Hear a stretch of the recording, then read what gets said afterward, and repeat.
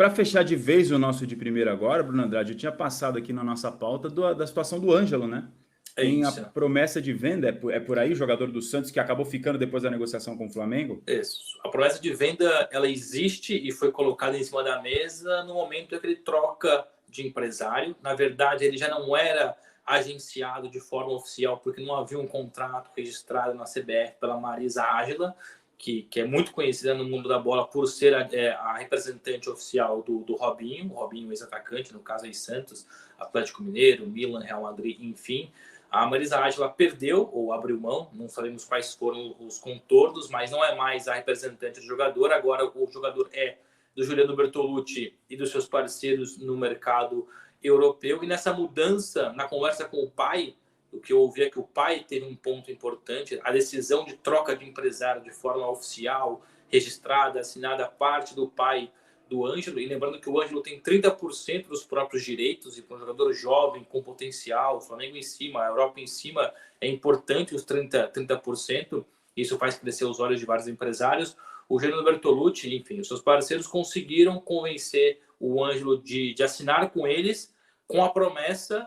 não é garantia, mas é uma promessa de venda agora no mercado do meio do ano, em junho, quando reabre a janela de transferência aqui nos principais palcos da Europa. A outra informação importante é que quando essa informação chega ao Santos, a promessa feita ao jogador, ou pelo menos os pais do jogador, o Santos continua com uma ideia que quem trabalha com o mercado acha um pouco exagerada, de o Santos não vende por menos de 24 milhões de euros ou 12 milhões de euros por 50% dos direitos, que foi o valor que o Flamengo ofereceu recentemente, uma informação que nós trouxemos aqui com exclusividade no De Primeira, mas que o jogador não se mostrou interessado naquele momento. É importante frisar que o Ângelo nunca disse não quero jogar no Flamengo. O Ângelo disse nos bastidores que não queria o Flamengo naquele momento, porque a sua previsão, a sua projeção para o futuro próximo era a Europa, e isso o Juliano Bertolucci tem prometido que em junho busca negociações, mas por 24 milhões de euros por 100% ou 12 milhões de euros por 50%,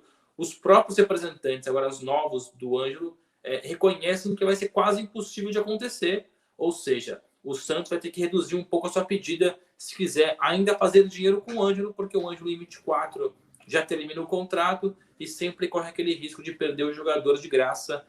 quando faltando ali 6 meses para o contrato acabar. O que já aconteceu com outros jogadores revelados na Vila Belmiro. O Yuri Alberto, por exemplo, é um deles, que está agora hoje no Corinthians, jogador de seleção brasileira, foi revelado no Santos, saiu de graça para o Internacional, acabou indo para o Zenit e agora retorna para o Corinthians, para citar apenas um dos vários exemplos que a gente pode lembrar em relação ao Santos, que quase na mesma medida em que revela, também acaba não fazendo uma boa gestão ali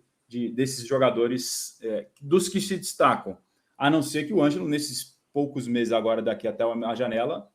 pulou ainda mais de uma maneira muito destaque gigantesco para atingir esse valor de mercado que se imagina que ele não vai ter até lá. Lembrando que o Nottingham Forest da Inglaterra fez proposta para tentar a contratação do Ângelo agora há pouco, né, André? E o mercado inglês é aquele mercado que o Bertolucci e os seus parceiros têm identificado para o Ângelo. Claro que depois ainda pode surgir o futebol espanhol, onde eles também têm bons contatos, futebol italiano, mas a preferência passa pelo futebol inglês, e já percebemos que o Nottingham Forest tem sido, mesmo já tendo sido recusado uma oferta do Nottingham Forest, passa a ser um clube atraente, porque tem investido pesado, especialmente no futebol brasileiro. Há o Felipe, há o próprio Gustavo Scarpa, o Danilo, enfim, o Renan Lodge, ou seja, virou quase que um QG